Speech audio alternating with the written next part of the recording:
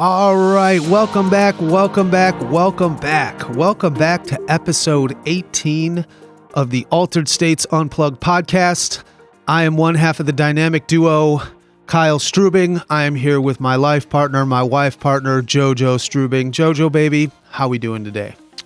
I am great and excited for another episode. Today we are talking about the ultimate guide to journaling post-float. Yes. So if you've been around for a while, you know that we talk about journaling all the time. It's one of our favorite things to recommend to new customers, recurring customers, is to journal after your float. Sure. So today we're going to give you some ideas on what to journal about, because a lot of people are like, what do I write about? Right? So we're going to share prompts with you and some tips and ideas and how we do it.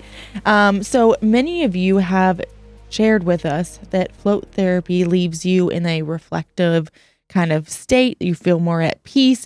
So the advantage of journaling is really to harness how you're feeling in that moment, right? So you can remember it for longer. A lot of people come up with these creative thoughts while they're in the float tank. And if you don't write them down, sometimes you will forget. So today we are going to explore those top prompts for enhancing your float session. And stick around at the end of the episode. We are going to share a free download with you. It is called our Complete Guide to Float Therapy, which is filled with a ton of worksheets on best practices for float therapy, those post-float journaling prompts, and lots of resources in there. So you can download this resource at alteredstateswellness.com/18. You can grab those worksheets in there. Yeah, so a little bit about journaling, right? We always talk about half the people, not half, but portion of the people are like, yeah, I have no idea how to do that, whatever. I have nothing to write about. And the other half of people are like, well, yeah, no, duh, it's easy, simple, right? So wherever you are, this is going to help kind of guide you a little bit in the space of floating, right? And we're going to kind of tether it to that. And, because like I said, some people have no idea and the other people are like, yeah, right, whatever. But we're going to go over why it's important now and within, kind of within the floating context. So right after you float is a game changer. Okay. So we always talk about the post-float glow. Well, part of that post-float glow is a lot of times you're not just relaxed, but you're also in like this super introspective space within your mind, right? So this makes a perfect time to journal. But, so as you've gone through, right, we have the theta waves and all that stuff, and there's a reason why that is. So what it does, why that is because it just dials down the noise in your head. And then that's going to slow down your brain waves a little bit. So you're not like, not like us all the time, the phone, right? And then once you shut that down, and I've talked about that, the kind of the Gansfield effect, you're filling things in, but it allows you to really optimize your brain waves. So it's the perfect time for that because you are closer to that theta state. It's similar to when you're in meditation. I think it's even deeper than meditation, or right before like you're falling asleep, right? You're there, you're aware, but you're not really there, right? I know that sounds ridiculous, but it's just you're kind of in between. You're in that in between state. For me, it's, like as we're about to wake up, like my alarm goes off. It's like you have that deep dream and you're kind of in that in between and you don't want to get up, but you got to. That's the worst. I know. I know. But if you can put it in a good relaxing setting, it's super powerful because your theta brainwaves are settled down, and you have this kind of creative space within your brain. And really it heightens your ability for self-reflection and even creativity. Yeah. So the last thing that you want to do is once you get out and you go to your busy life, all this stuff came to you. Yeah, all this stuff came to you and then it's gone. Yeah. Right? So if you journal, you're putting pen to paper, that really puts a bow on it before you're, and then you just lose it, you're off to the races, right? It acts as a container, we like to say, as like a place for these reflections. It allows you to process, understand the thoughts and emotions more clearly, right? So it's incredibly grounding, even therapeutic. And it gets you from something kind of ephemeral thoughts to tangible reflections or tangible actions that you can learn from and act on. Yeah. It's not just something in the ether that passed. It's something now that's here forever. And there is something about that mind muscle. I'll journal on the computer, but I really like to write it, because you're going through that physical action. There's something about that mind muscle connection that ties it even deeper in, I would say. And we always encourage you to do it right after you float. So we'll tell you, hang out in our lounge and journal there, or sit out in the waiting area, or, sit in your car and journal. I think you'll be more comfortable in our lounge, but try to do that right after. Like, don't wait and say you're going to do it later, do it that night.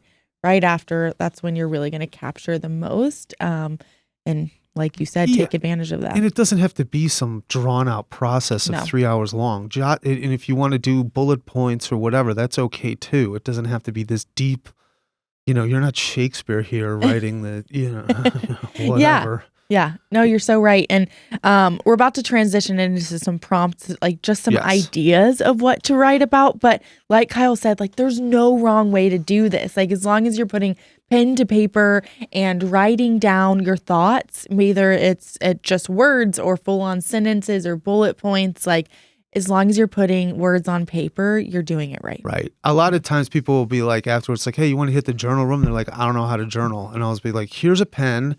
Here's a piece of paper, write down, I went to a strip mall and this guy put me in this weird tank and it was this, that, and the other.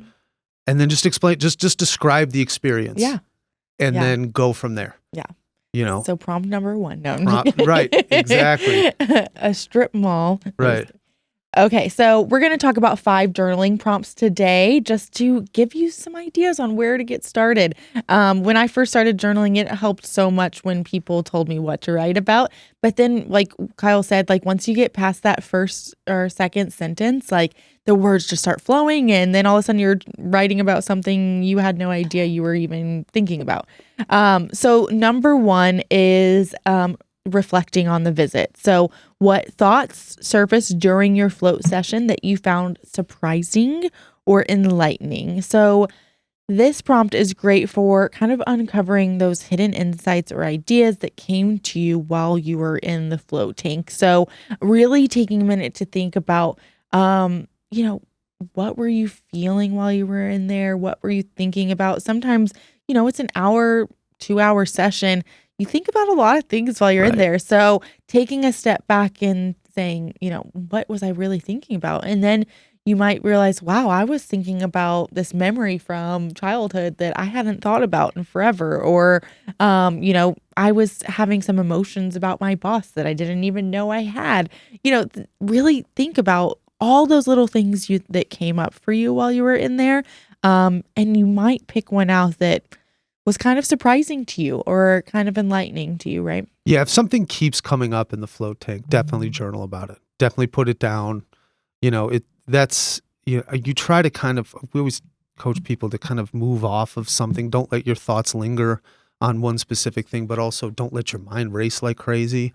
So if something keeps coming up, journal about it. Sure. It's your subconscious telling you that this, that's maybe something that you've buried or whatever. I'm certainly no doctor, but it's, there's a reason why that's you need coming to process. up. Yeah. And that's a good way. And then kind of go over some solutions. And then maybe even on your next float, that's kind of where you start. And it's a good starting point. So, and it's kind of a log too for you to look at as you progress in your float practice. You can really see how those feelings change over time and what those thoughts are. Yeah.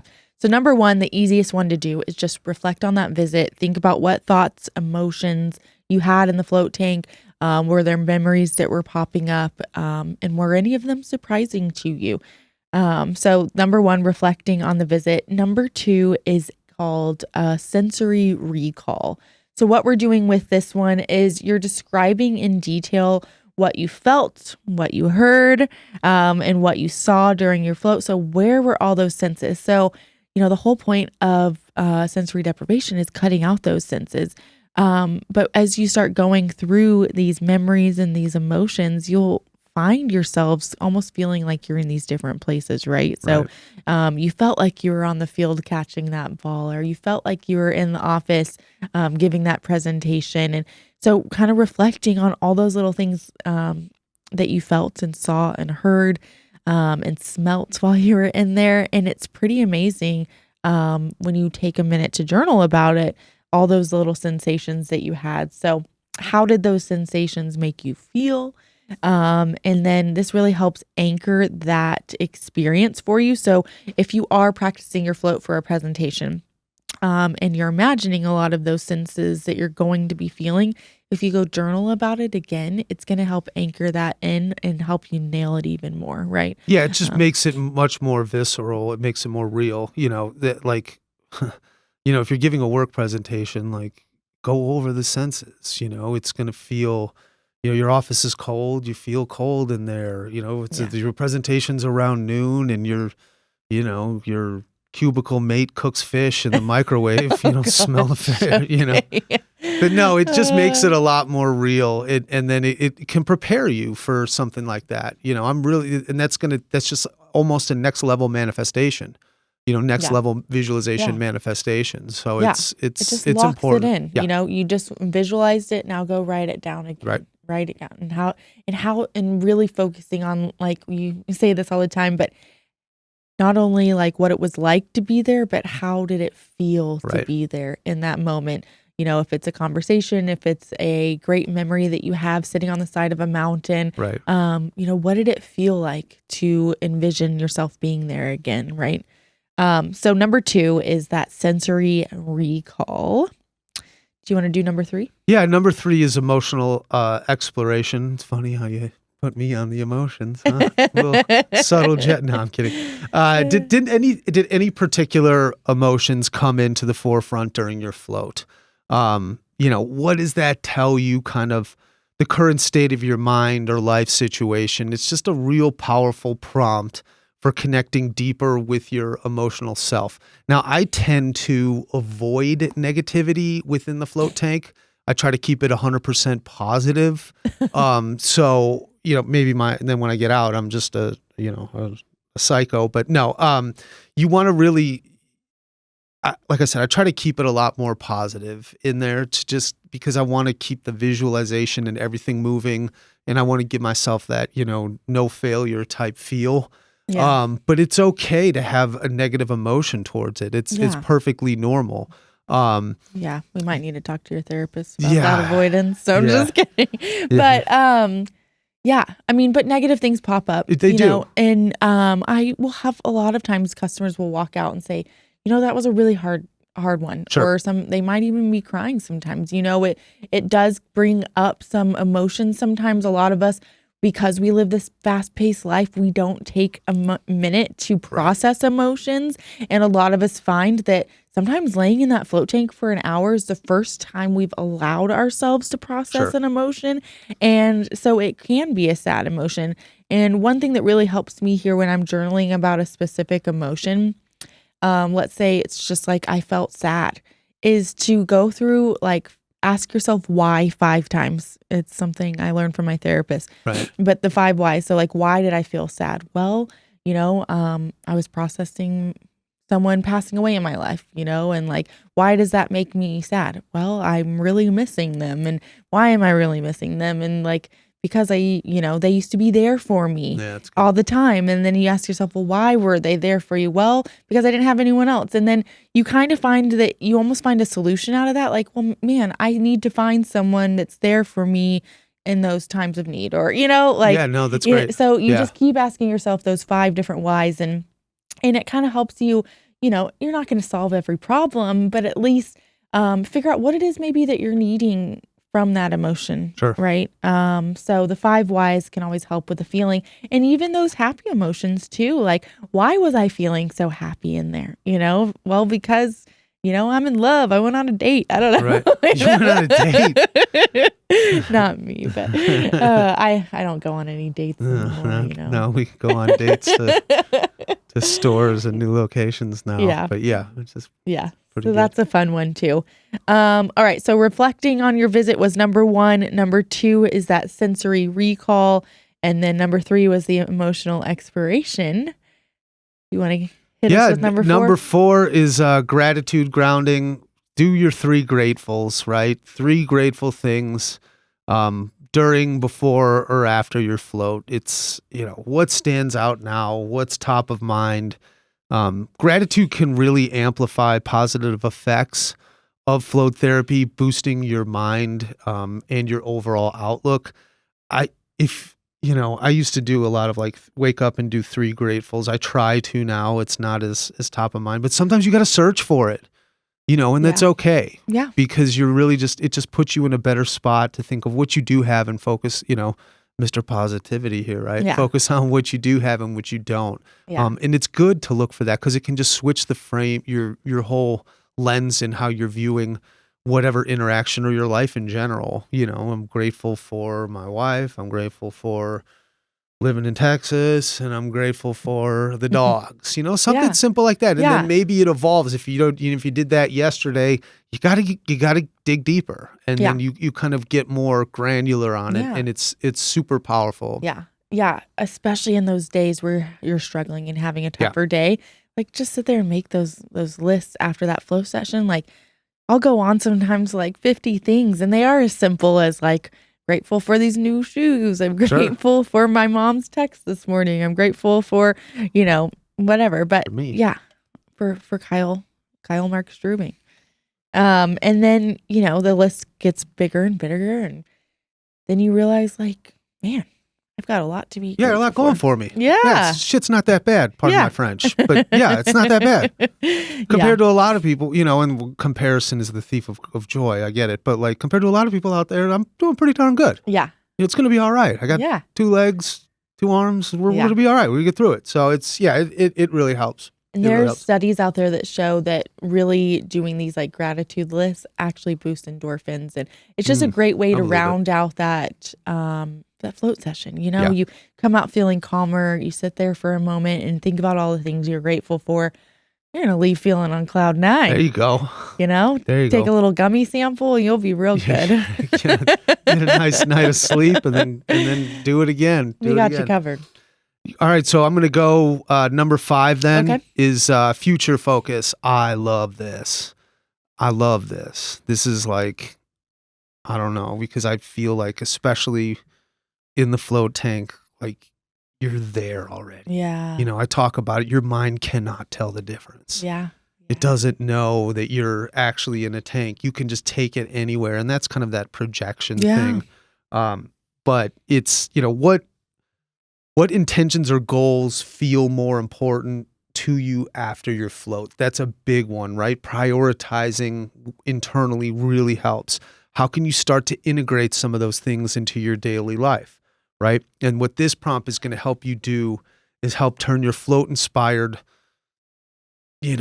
revelations that came to you into actual actionable steps. So if you're going, well, I want to do this, that, and the other, and this came to me, oh my gosh, it would be, if you go through an emotional exploration, I want to be happy, or, I'm feeling sad, I want to be happy. Okay, cool. How the hell do I get there? Yeah. Or how does, what do I need to do to get there? It really helps. And I'm all about that manifestation. So it's future focus is a big one for me. And we love this. We float about decisions and all the time and creative thoughts come up, and I will get out of the float tank, and before I'm even dressed, I'm sitting there writing them down because I don't want to forget. It's incredible the ideas that will come up in there, and it's okay, I know what we need to do about this now. Sure.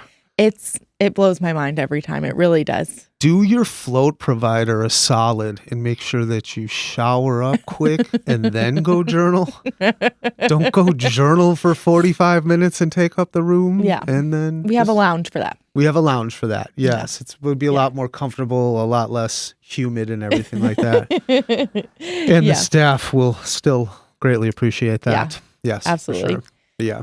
So these should give you some great ideas on just how to get started. Like we said earlier, you can't journal wrong. Just writing something, putting pen to paper and you'll get better and better at it too. Yeah. So just to recap, we had number 1, which was just reflecting on that visit and, how it felt in the float tank, what thoughts came up. The second one was the sensory recall, every detail of how you felt in there, what you saw, what you pictured in your mind, what you felt in the water. Number 3 was emotional exploration, what emotions came up, and then use those 5 whys when you dig into those emotions. Number 4 was gratitude list or gratitude grounding. And then number 5 is really future focus. What goals came up and how can you really implement those into your life? So I encourage you to go book a float session right now and then, write these down and use these after. If you have not yet tried journaling after your float yet, you're totally missing out. So you got to do it. You got to try it. We even pass out free journals in store. So if you don't have one, we'll hand you one. Right. So that you can journal because it's so powerful. It's such a powerful thing. Yeah, it seems like a mundane detail, but it just really puts a bow on the whole thing. Yeah. And then for more than anything else, like the next time you float after that, you can just read it again and see where you were at. Yeah. And then maybe there might be some things that stuck out that you want to work on. And then you can use the journal, throughout the week leading up to the float as well and say, these are a couple things that are going up. Now you have power and now you know of what you can float about. Yeah. That way you're not just sitting in the tank like, yeah, here I am, and you can actually get something out of it. Like you said, like we always say, using floating as a tool. Yes. All right, guys, don't forget to grab your free resource. It's the complete guide to float therapy that includes all prompts and exercises that you can do before and after your float session and best practices for while you're in the float tank. You can grab this at alteredstateswellness.com/18 and then book your next session so you can put some of these into practice. Don't forget to subscribe, like, and share this episode with your friends and family. We greatly appreciate it. And until next time.